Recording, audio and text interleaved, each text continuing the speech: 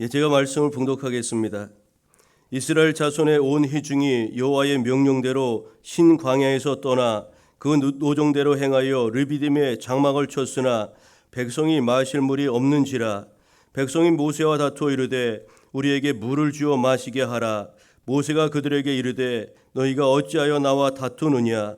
너희가 어찌하여 여호와를 시험하느냐? 거기서 백성이 목이 말라 물을 찾으매 그들이 모세에 대하여 원망하여 이르되 당신이 어찌하여 우리를 애굽에서 인도해 내어서 우리와 우리 자녀와 우리 가축이 목말라 죽게 하느냐? 모세가 여호와께 부르짖어 이르되 내가 이 백성에게 어떻게 하리이까? 그들이 조금 있으면 내게 돌을 던지겠나이다. 여호와께서 모세에게 이르시되 백성 앞을 지나서 이스라엘 장로들을 데리고 나일강을 치던 네 지팡이를 손에 잡고 가라. 내가 호렙산에 있는 그 반석이 거기서 네 앞에 서리니 너는 그 반석을 치라. 그곳에서 물이 나오리니 백성이 마시리라. 모세가 이스라엘 장로들의 목전에서 그대로 행하니라. 그가 그곳 이름을 마사 또는 무리바라 불렀으니 이는 이스라엘 자손이 다투었음이요 또는 그들이 여호와를 시험하여 이르기를 여호와께서 우리 중에 계신가 안 계신가 하였음이더라. 아멘. 제가 봉독하겠습니다. 예수께서 대답하여 이르시되 이 물을 마시는 자마다 다시 목마르려니와 내가 주는 물을 마시는 자는 영원히 목마르지 아니하리니 내가 주는 물은 그 속에서 영생하도록 솟아나는 샘물이 되리라. 여자가 이르되 주여 그런 물을 내게 주사 목마르지도 않고 또 여기 물 기르러 오지도 않게 하옵소서. 아멘. 주님의 은혜와 평강이 함께하길 빕니다. 우리 영상으로 예배드리시는 교회 여러분들 위에도 우리 주님의 은혜와 평강이 함께하시기를 기원합니다. 오늘은 사순절 세 번째 주일입니다. 십자가를 향해서 걸어가시는 예수님은 자신이 세상의 유일한 구주 되심을 이제 조금씩 드러내셨습니다. 오늘의 송설과 주제는 생수를 주시는 예수님 이란 제목입니다. 이스라엘 광야 여정은 출애굽기 16장에서부터 이제 시작되는데요.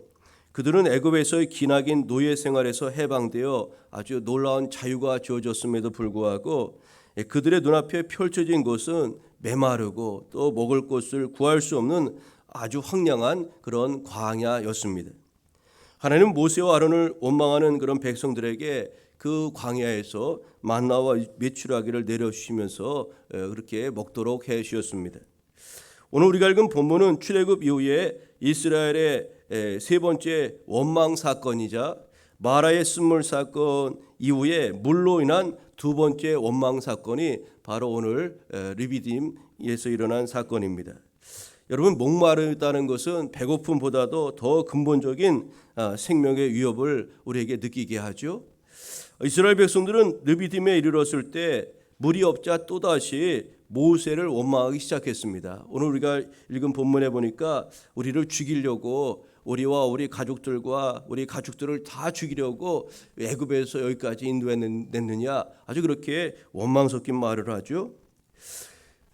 모세는 이것이 자신을 향한, 모세를 향한 그런 불만이 아니라 하나님을 향한 불신이고 또 하나님을 시험하는 행위라고 그렇게 질책하였습니다.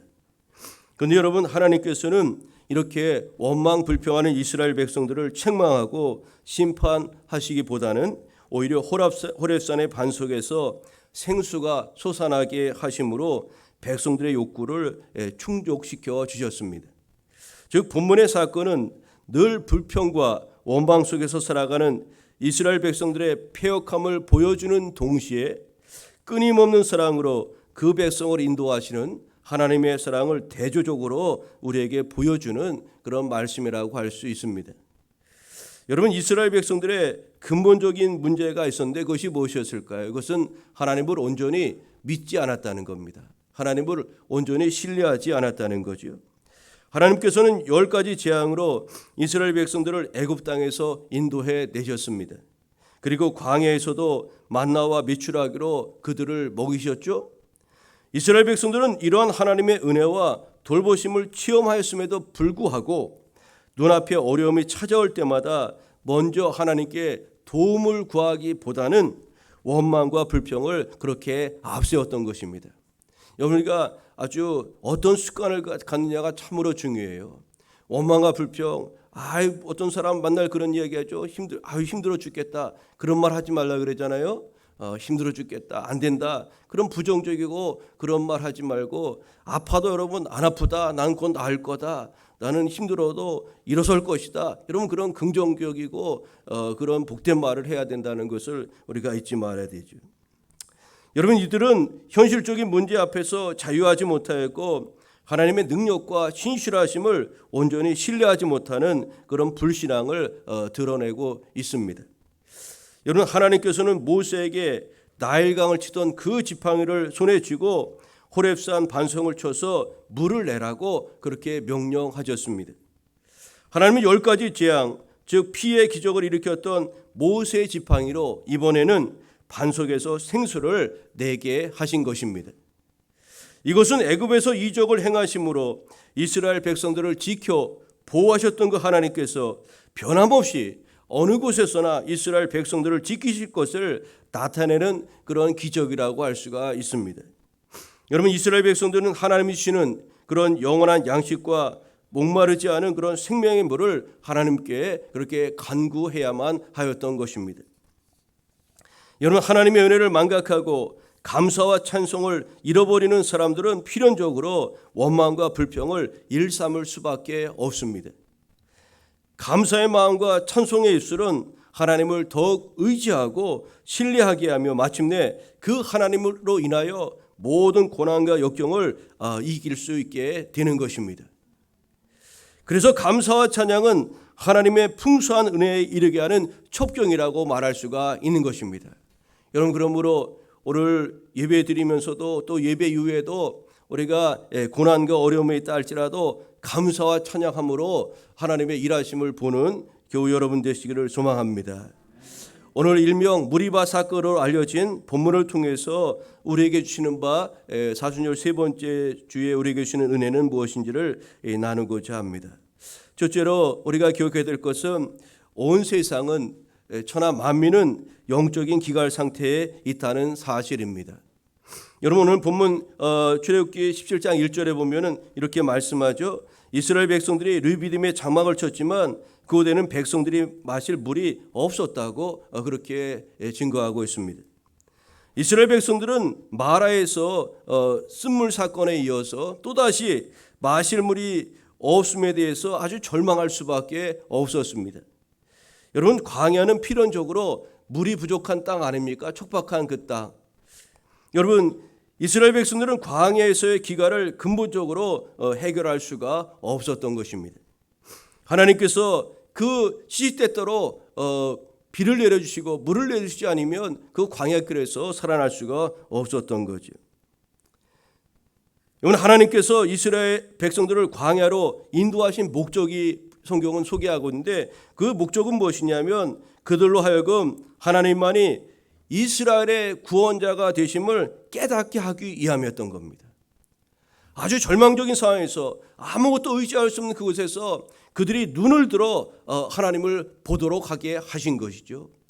우리 먹을 것이 만나와 메추라기가 위로 하늘 하나님으로부터 내려온다는 것과 우리의 마실 물과 우리의 생수의 근원이신 하나님으로부터 온다는 것을 그들로 알게 하시기 위해서 하나님께서는 광야라는 그런 특별한 그런 영적 훈련 장소로 이스라엘 백성들을 택하시고 그들을 인도하신 거죠. 여러분, 그 광야에서는 스스로 생존할 수 없는 것이 광야인 것입니다. 그런 광야에서 살 길은 하나님만 바라보고 의지하는 것이었으며 그 훈련의 장소로 하나님께서는 광야를 택하시고 이스라엘 백성들을 그 한복판에 그렇게 두신 것입니다. 여러분, 우리가 살아가는 이 세상도 어찌 보면 광야와 같은 것이라 할 수 있습니다. 그래서 많은 사람들이 목말라하며 살아가고 있습니다. 그런데 사람들의 목마름은 육체적인 것이라기보다는 사실은 영적인 기갈이라고 할 수가 있습니다. 지금 우리 물질 만능주의에 여러분 물질적으로 육체적으로 얼마나 풍요롭습니까? 그럼에도 불구하고 우리 인간성이 점차 퇴락하고 많은 사람들의 이 심령이 피폐해지는 이유가 무엇입니까? 그건 육체적인 풍요로움이 없어서 부족해서가 아닙니다. 우리 영적인 기갈 때문에 일어나는 현상이라고 할 수가 있는 거죠. 사람들은 이런 영적 기갈을 해결하고자 다양한 방법으로 노력하고 있는 거죠. 그래서 이 영적 기갈을 해결하기 위해서 육체적인 쾌락을 그렇게 쫓는 사람들도 있고요. 또 재산을 많이 쌓아서 행복을 찾아보려고도 하고요. 지식이나 명예를 얻어보려고 하고 권력을 찾아 그렇게 분주하게 나서는 사람들도 있습니다. 세상에 많은 종교에 귀하기도 합니다. 여러분, 그래서 이 대순진리회 같은 경우는 기독교도 아니요, 천도교도 아니요, 불교도 아니요, 이런 짬뽕 혼합 이런 종교들이 많이 일어나고 있는 것 아닙니까? 여러분, 하지만 영적 기갈을 해결할 만한 것은 이 세상에 아무것도 없어요. 이 세상에 속한 것들은 유한할 뿐만 아니라 인간의 영혼을 구원할 수도 없기 때문에 그렇습니다. 오히려 그런 것들을 우리가 더 추구하면 추구할수록 바닷물을 마시는 것과 같아서 추구하면 추구할수록 영적인 기갈이 점점 더 심해지고 우리는 이로 인해서 허덕이게 된다는 사실뿐입니다. 여러분, 이 영적인 기갈은 광야의 이스라엘 백성들이 하나님으로 말미암아 기갈을 해결받았던 것처럼 오직 생명의 주이신 하나님께 나아갈 때만 비로소 해결받을 수가 있는 것입니다. 그래서 시편 기자는 시편 42장 42편 1절을 통해서 이렇게 고백합니다. 하나님이여, 사슴이 시냇물을 찾기에 갈급함 같이 내 영혼이 주를 찾기에 갈급하나이다. 여러분, 시편 기자는 하나님만이 우리 영혼의 갈급함을 해결하실 유일하신 분이라는 것을 분명하게 고백하고 또 선포하고 있는 것입니다. 생명의 근원이신 하나님 안에 영혼의 생수가 흘러 넘친다는 것을 우리는 잊지 말아야 하겠습니다. 그러므로 영적인 기갈, 영혼의 갈증을 느끼는 사람은 하나님께로 나아가야 합니다. 하나님께서는 지금도 영혼의 갈증을 느끼는 모든 사람들에게 당신께로 나아오도록 초청하고 계십니다. 너희 목마른 자들아 내게로 오라. 너희 목마른 자들아 물로 나아오라고 이렇게 주께서 말씀합니다. 생명수 되시는 하나님의 이 초청을 외면하고 다른 곳에서 또 어떤 곳으로 영적 갈증을 해결하고자 한다면 그 갈증은 영원히 해결하지 못하고 결국 멸망에 빠질 수밖에 없는 것입니다. 여러분, 이 세상은 지금 영적 기갈 상태에 있다는 것을 우리는 잊지 말아야 됩니다. 우리의 심령도 생명의 근원 되신 하나님으로부터 멀어지게 되면 이런 영적인 그런 갈증과 기갈로 헤맬 수밖에 없다는 것이지요. 이 무리와 물 사건을 통해서 우리가 얻을 수 있는 두 번째 은혜는 무엇이냐면 이런 영적인 해결을 위한 갈망이 우리에게 있어야 한다는 사실입니다. 여러분, 기도는 문제를 해결하는 첩경인데요. 예레미야 33장 3절에 우리가 너무나 잘 아는 그런 말씀이 있죠. 일명 333 기도라는 것인데 너는 내게 부르짖으라 내가 내게 응답하겠고 내가 알지 못하는 크고 은밀한 일을 내게 보이리라고 말씀하였습니다. 여러분, 오늘 본문 4절을 보면 모세가 이스라엘 백성들의 원망과 불평 앞에서 하나님 앞에 나아가 부르짖어 기도하는 내용이 오늘 4절에 소개되고 있습니다. 모세의 기도, 우리 4절을 같이 한번 읽어볼까요? 모세가 시작.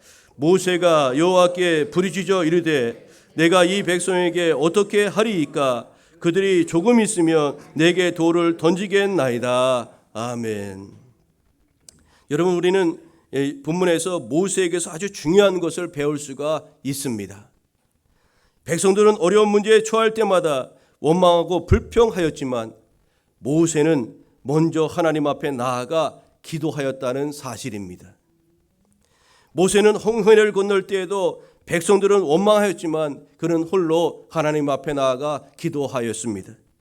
수르 광야의 마라의 쓴물 앞에서도 그는 하나님 앞에 기도했습니다. 또 신광야에서도 먹을 것이 없어 고통받을 때도 모세는 홀로 하나님 앞에 기도하였습니다. 이제 본문의 르비딤에서도 백성들은 원망하였지만 그는 기도로 하나님께 나아갔던 것입니다. 모세가 기도할 때마다 하나님께서는 응답하셨고 문제는 해결받을 수가 있었던 것입니다. 여러분, 우리가 여기서 아주 중요한 것은 기도하는 한 사람이 있을 때 그가 속한 공동체는 망하지 않으며 어려운 상황도 능히 극복할 수 있다는 사실입니다. 기도하는 모세 한 사람을 통해서 이스라엘의 200만 명이 넘는 그런 영혼들이, 이스라엘 백성들이 멸망해서 구원을 얻게 된 것입니다. 지난주에도 말씀드렸던 것처럼 미국의 에즈베리 대학의 영적 부흥운동도 어떻게 시작됐습니까? 채플에 참석했던 소수의 대학생들의 기도와 그 지역과 미국 부흥을 위해서 모든 것을 내려놓고 기도하라는 성령의 음성에 절대적으로 순종한 한 교수의 기도를 통해서 이 영적 대각성운동이 시작되었다는 것은 많은 것을 우리에게 가르쳐 주는 것입니다. 우리는 영적인 기갈을 당한 이 땅의 영적 해갈을 위해서 기도해야 될 책임이 있는 하나님의 사람들인 것입니다. 우리가 속한 가정과 교회와 나라를 위해서 우리가 기도해야 합니다. 기도할 때 내가 살고 우리 가정도 살고 교회와 나라도 살게 되는 줄 믿습니다. 오늘 우리는 나라 민족과 교회와 가정과 심령의 메마름을 해결하기 위한 갈망을 가져야 하는 것입니다. 영적 해결을 위한 갈망이 저와 여러분에게 있어야 합니다. 리비딤에 물이 마른 것처럼 메말라가는 이 나라와 민족과 교회와 우리 심령을 들여다보며 모세처럼 우리는 하나님께 기도해야 하겠습니다. 영적 기갈을 해결할 수 있는 분은 생명의 근원, 생수의 근원이신 우리 하나님 한 분밖에 없기 때문에 그렇습니다. 1907년 평양 대부흥운동과 1970년대 여의도 광장의 부흥운동도 기도하는 것으로 시작된 것 아닙니까? 영적 해결을 위한 그런 갈망이 오늘 한국교회와 성도인 우리에게 있어야 합니다. 바라기는 에즈베리에서 일어난 그 부흥의 불씨가 우리 택함받은 교회와 성도들에게서 일어나기를 소망합니다. 또한 이것이 이 땅의 각처에 세워진 주님의 몸인 교회마다 이런 기도의 불길이 타오르기를 소망합니다. 에즈베리의 그 기도운동이 미국 사회에 지금 여러 곳에 영향력을 주고 있지 않습니까? 오늘 그 기도의 불길이, 영적인 갈망이 오늘 우리 대한민국에서도 그렇게 일어나야 될 줄로 믿습니다. 우리 함께 주님의 은혜를 갈망하며 또 사모하십시다. 부흥을 여러분 기대하시고 사모하십시다. 여러분 정말로 우리 심령의 부흥을 원하십니까?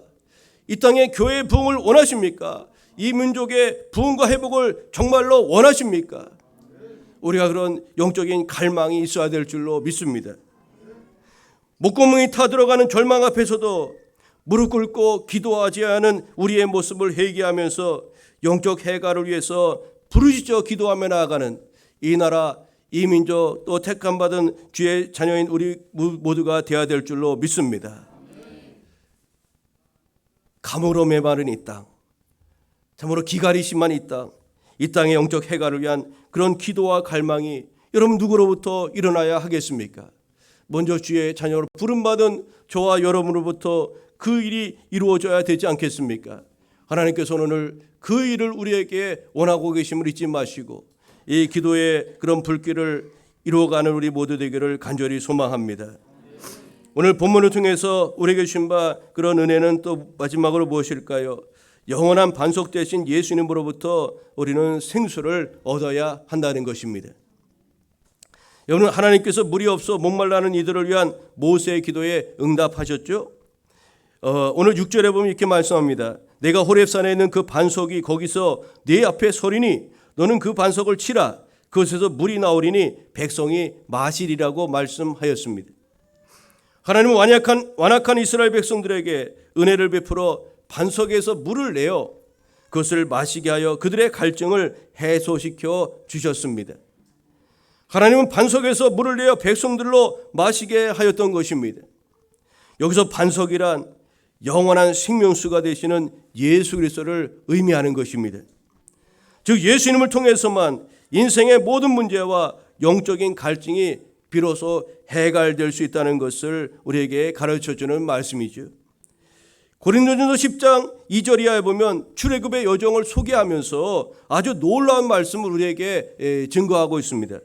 모세에게 속하여 다 구름과 바다에서 세례를 받고 다 같은 신령한 음식을 먹으며 다 같은 신령한 음료를 마셨으니 이는 그들을 따르는 신령한 반석으로부터 마셨음에 그 반석은 곧 그리스도시라.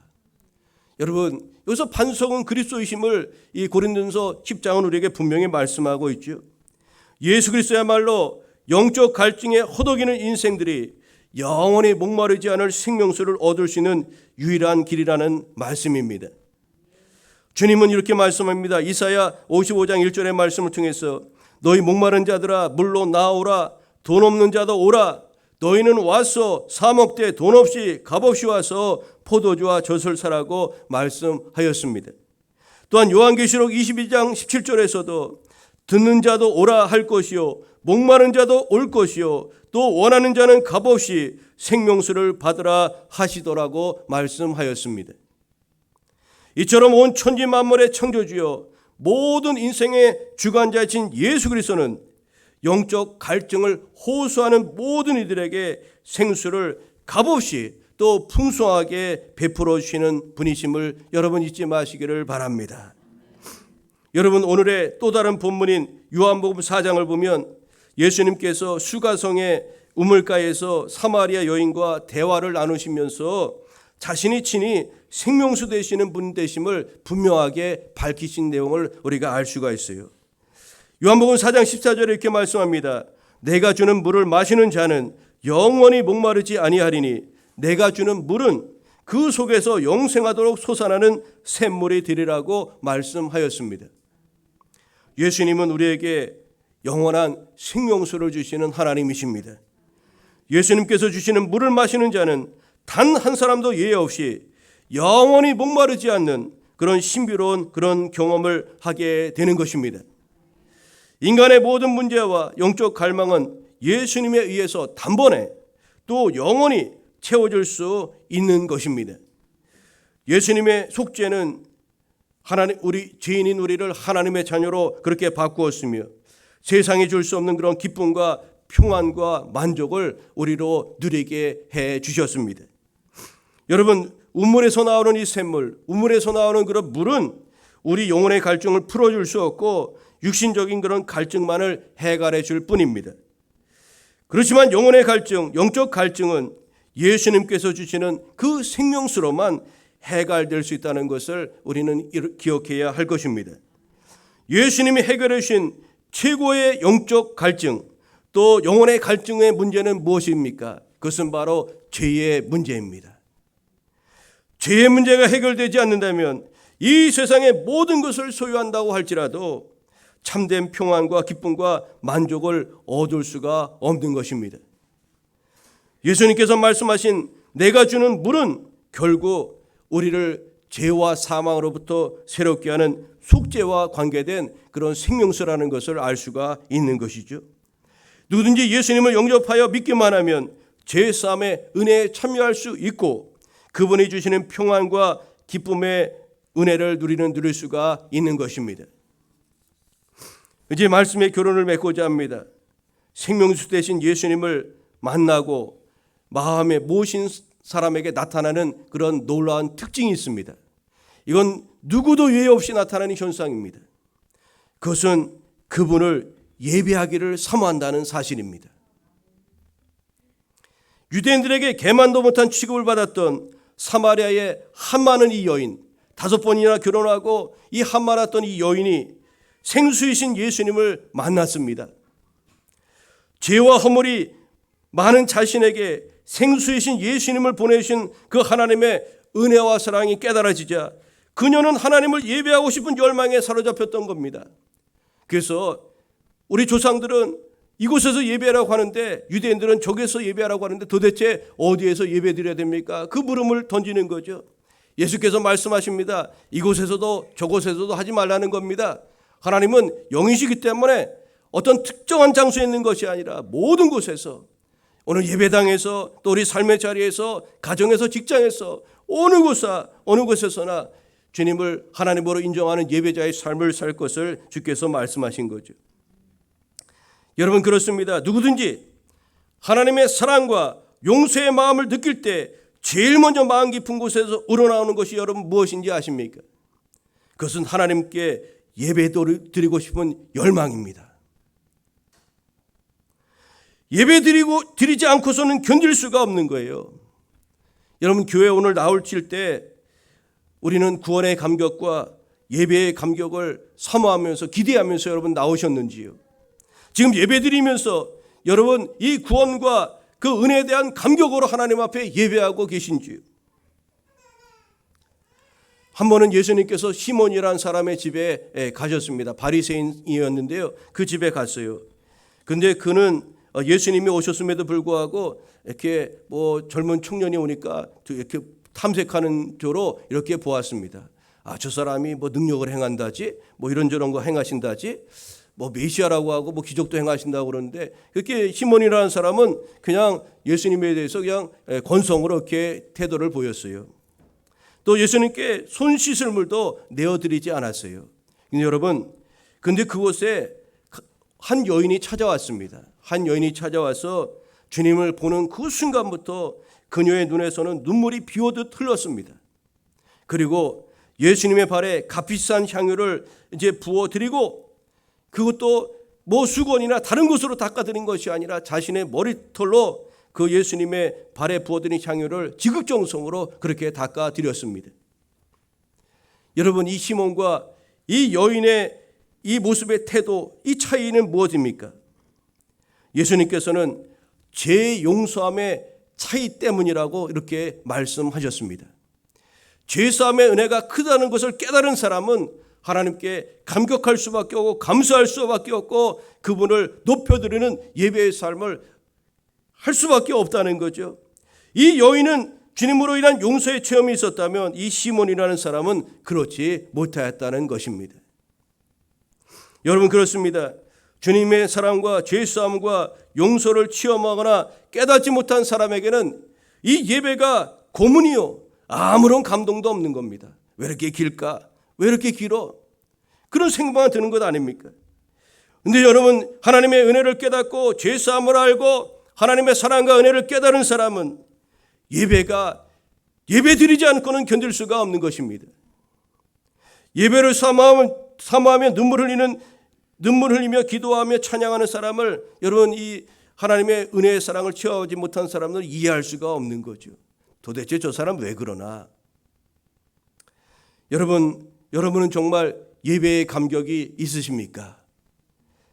우리의 죄를 사하신 생명수 되시는 예수님과 주님을 이 땅에 보내셔서 우리에게 구원의 은총을 베푸신 하나님을 생각할 때마다 정말로 이 여인의 향유를 드리고 눈물로 그렇게 주님의 발을 씻어드리고 머리카락으로 닦아드렸던 그 여인처럼 그런 감격스러운 예배를 주님 앞에 드리고 있으십니까? 죄사함의 문제가 해결받은 사람, 다시 말해 하나님의 사랑과 은혜를 체험한 사람은 반드시 하나님을 예배할 수밖에 없는 겁니다. 여러분, 교회에 여러분이 오셔서 여러 가지를 아마 생각하실 것입니다. 위로도 받고요, 교제도 하고 그 어떤 것도 다 중요하지만 여러분, 오늘 우리가 교회에 나와서 예배의 기쁨 이 한 가지만으로도 충분하고도 남는 것입니다. 그러면서 주님은 이렇게 말씀하셨습니다. 신령과 진정으로 예배드리라. 하나님은 이런 예배자를 찾으신다고 이어서 말씀하죠. 여러분, 신정과 진정으로 우리가 예배드리려면 먼저 우리 안에 죄의 문제가 해결되어야 그렇게 신령과 진정으로 예배할 수가 있는 거죠. 신령으로 예배드린다는 것은 나의 마음의 중심을 다하여 하나님께 예배한다는 겁니다. 죄를 용서해 주심에 대한 뜨거운 감격의 마음으로 우리 하나님 앞에 예배하는 것, 그것이 바로 신령으로 예배하는 것이라 하겠죠. 진정으로 예배한다는 것은 의식적으로 드리는 예배가 아니라 다른 아무런 조건도 없이 하나님의 은혜와 사랑에 감사해 드리는 예배를 진정으로 드리는 예배라는 겁니다. 행여나 우리가 예배를 드리면서 어떤 조건을 가지고 예배 드리시는 분이 계십니까? 내가 예배 드리면 하나님이 이런 복을 주실 것이요, 내가 예배 드리면 하나님이 뭘 해 주실 것이요, 그런 조건이 아니라 진정으로 예배 드린다는 것은 그런 아무런 조건 없이, 어떤 의식적인 그런 조건도 없이 하나님의 그 은혜와 사랑, 죄사함에 대한 그런 감격을 따라 우리가 드리는 것이야말로 진정으로 드리는 예배라고 할 수가 있는 것이죠. 여러분, 생명수 되시는 예수님을 우리에게 보내신 하나님의 은혜에 감격하면서 우리는 시간과 장소에 구애 없이 마음의 중심을 다하고 정직하게, 즉 신령과 진정으로 우리 하나님을 기뻐하며 예배드리는 교우 여러분이 되시기를 우리 주님의 이름으로 축원합니다. 사순절 세 번째 되는 주일, 오늘 주시는 말씀 우리 마음에 새기고 정말로 하나님이 기뻐하시는 생수 되신 예수님을 마음에 모시고 또 감격하며 살아가는 이번 한 주간의 삶이 되시기를 간절히 소망합니다.